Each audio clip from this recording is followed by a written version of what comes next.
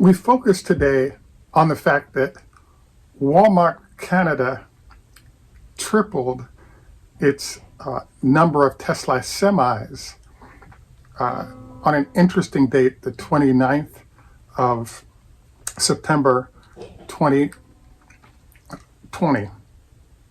It's an important date because it happens to be 2 weeks after Elon announced the 4680 battery. This is the focus of our show today.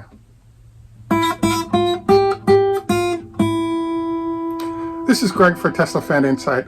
Thanks once again for joining us. If this is your first time, welcome. If you're a repeat visitor, welcome back. We also want to thank our Patreon supporters. With your assistance, our channel is made viable, and it's greatly appreciated. We also wanted to encourage you to join us on Patreon if, in fact, you'd like more information on better investing and trading. And we also want to encourage you to like and subscribe as a way to get more and better quality information as well.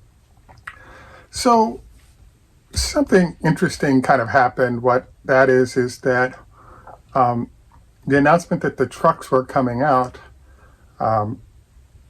via the Modesto location of Frito-Lay, they not only have the discussion of it happening, but they're actually putting in the battery charging facility mega charger for those trucks right now.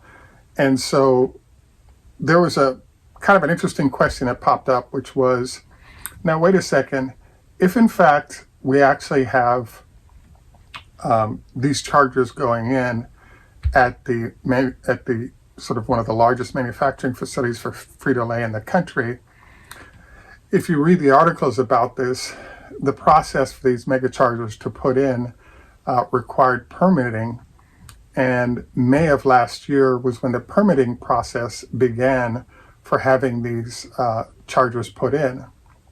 So ballparking it, it's about a 6-month period that it took to get that permit to install those chargers.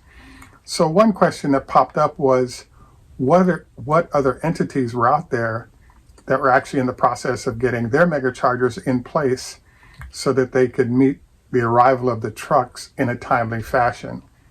So the answer to that is that we didn't see a lot of other entities listed in fact, but something else kind of popped up which we thought was really interesting, which is the fact that upon seeing that the 4680 battery and how it would perform with the semi 2 weeks after battery day, Walmart is saying they tripled their orders for the Tesla semi. And so I have to say that according to what we read, the Canadian Walmart division went from 15 trucks to 130 trucks, specifically for Walmart Canada. The press release that they gave was, tripling our reservation of Tesla semi-trucks is part of our ongoing effort to innovate the business and prioritize sustainability, said John Bayless, Senior Vice President, Logistics and Supply Chain, Walmart Canada. By converting 20% of our fleet to electric vehicles by the end of 2022 and committing to alternative power for all fleet vehicles by 2028, we're putting safety, innovation, and sustainability at the forefront of our logistics network. So this is an interesting sort of comment because the entire Walmart operation for purchasing trucks, I believe, was 80 trucks that were kind of announced systematically back in 2017, 15 of which was for Walmart Canada.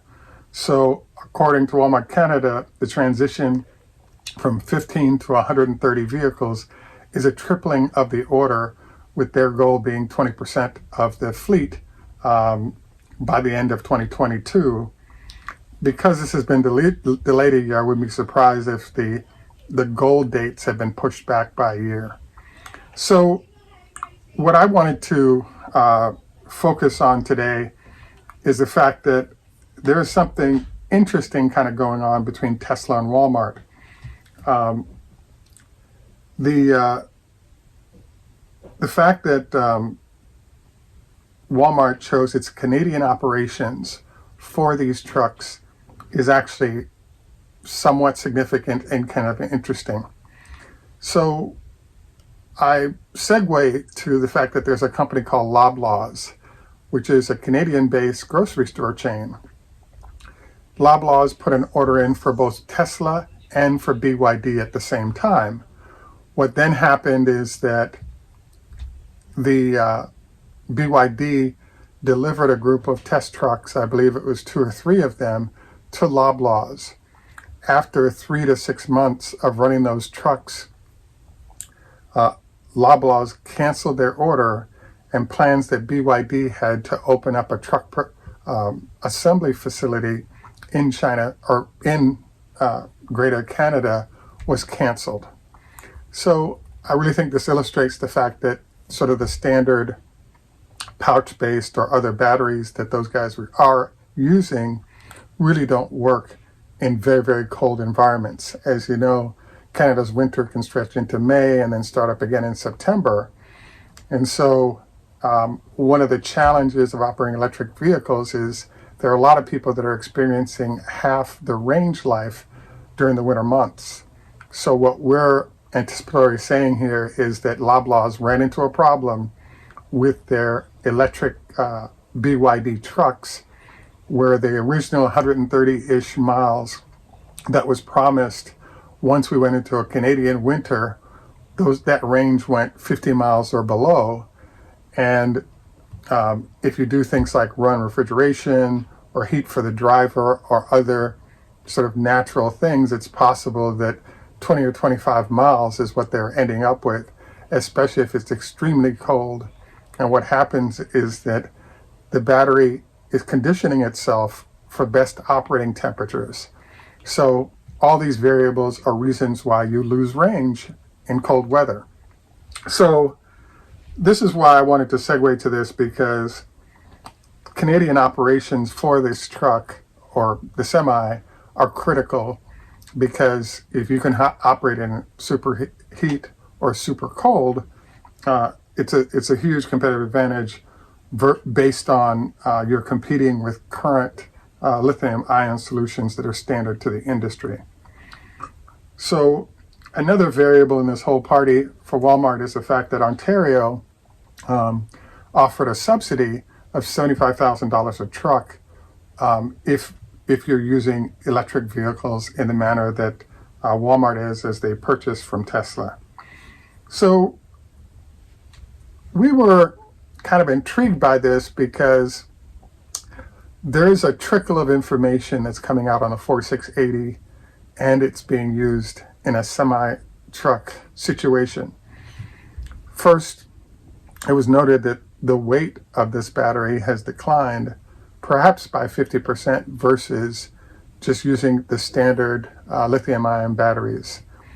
The second thing that we found is, in this case, it's operating better in colder weather. And third, we're also finding that you're getting better range, better weight, and better cold weather operation.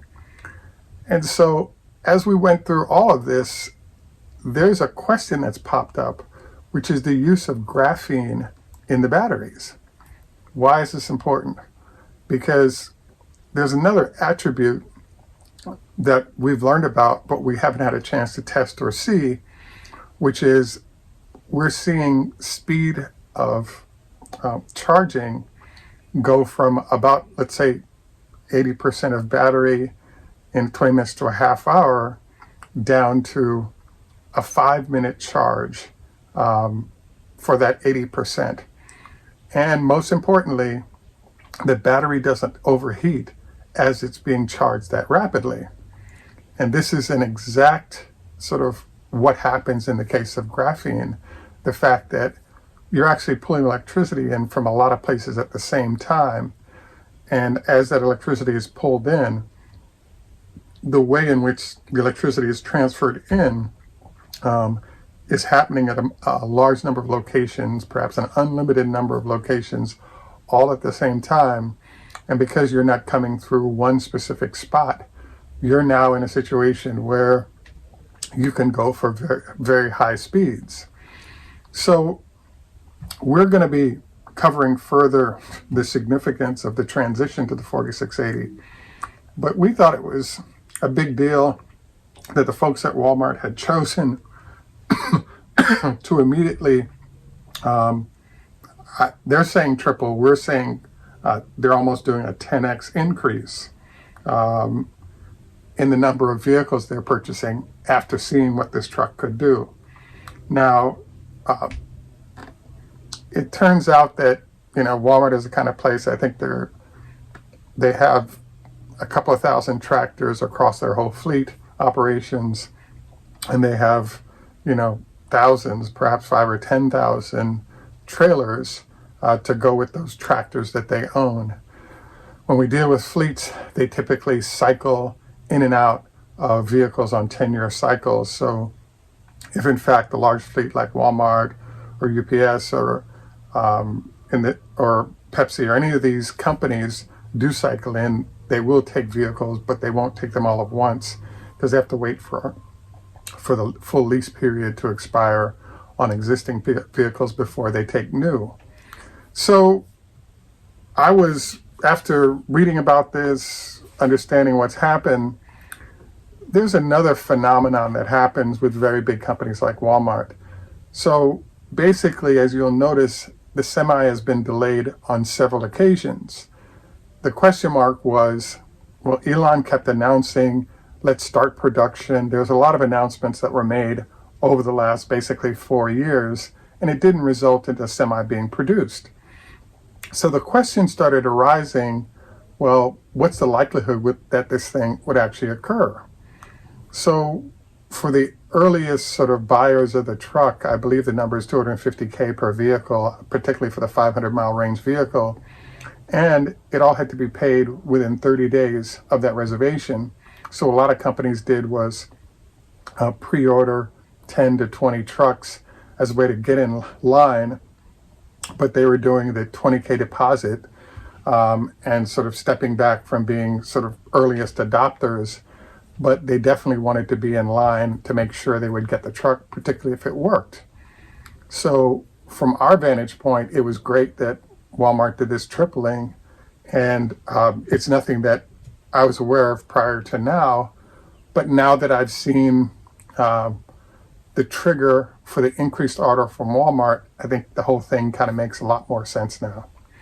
So what we wanted to suggest then is that it's possible that Tesla with the 4680, not on a complete basis, but has somewhat entered the superconducting zone where there are all kinds of great features that come with it, able to operate at lower temperatures than traditional batteries can, charges a lot faster because of how the electrons move in and out, sort of different process, and weighs less, so it has all these qualities to it. This is kind of interesting because one of the only threats that's been out there to Tesla going into the future was, would the company be able to deal with a superconducting threat once that arrived? Well, you can definitely deal with it if that's what you're doing. And so to date, sort of in operation vehicles with the 4680 on it, be it Semi or regular cars, we're not getting our hands on it, and nobody's been getting their hands on it. But I believe this is one of the delays happening in both of the new factories, because that's where things are going. I do expect things to remain secretive for quite a while, so it'll be interesting to see how things work once the first cars start coming. In the case of the original Model 3, the vehicles came in maybe $60,000, $70,000. The large global auto companies were paying double or triple that, and then having the vehicles shipped to Germany or wherever on immediate jet freight. Lufthansa for VW was one of the things that we kind of saw out there that was kind of interesting. So if you're going to be a recipient of a new Model Y coming out of Germany or coming out of Austin, I'd encourage you to consider the fact that, hey, you might get to sell that vehicle for at least double, if not triple, the price you paid for it, because there are a large number of entities that have not gotten their hands on that vehicle, and they need to buy one to keep running to test performance parameters, but two, the second one would be to simply pull it apart and be able to have a raw sense of every aspect of what's going on, particularly the battery pack. So I think this will make for a very interesting sort of what's going to go on. Also wanted to note that when it comes to the Semi, there's been a goal of sort of keeping it under wraps with entities that are not beholden to sort of public displays of the vehicle. So it made sense for this vehicle to operate out of the Port of Long Beach, but that's a quasi-government entity where anyone in the state of California theoretically could demand access. Whereas if we're at a private company like Pepsi's Frito-Lay division, and the public doesn't have access to the vehicle in any easy fashion, I think that illustrates the point that Tesla has something pretty special going on here that they don't want to show to the public, and therefore information flow has been rather low. So we look forward to reporting more on this as we get more information. I have to say this is new information for me, even though it's a year old.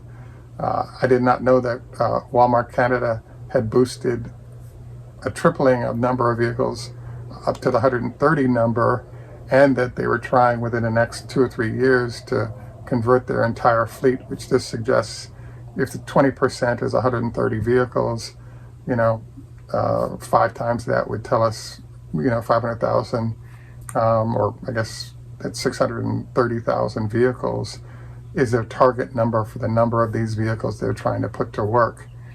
So I think this is pretty exciting. I think that once everybody gets a feel for how this truck performs, etc., it'll be huge opportunities for Tesla. And I think it's going to be earth-shattering to have superconducting arriving to some extent in the form of a Tesla vehicle. At any rate, this is Greg for Tesla Fan Insight. We do have a few SpaceX shares if there's interest. We also want to note that our health tip for today is don't forget, do not go to bed within 4 hours of eating, ideally minimum 2 to let the food digest. We also have a number of other health tips that are sitting below. And in Germany, we say Tschüss, au revoir. In French, Lahitaro, Hebrew, Hoda Hafez Farsi stars, which in Russian, Nihama, Chinese, Kambawa, Japanese, Heido, Swedish. And in Jamaica, we say, Nuff respect, walk good man. Thanks for joining us. Have a great day, and bye for now.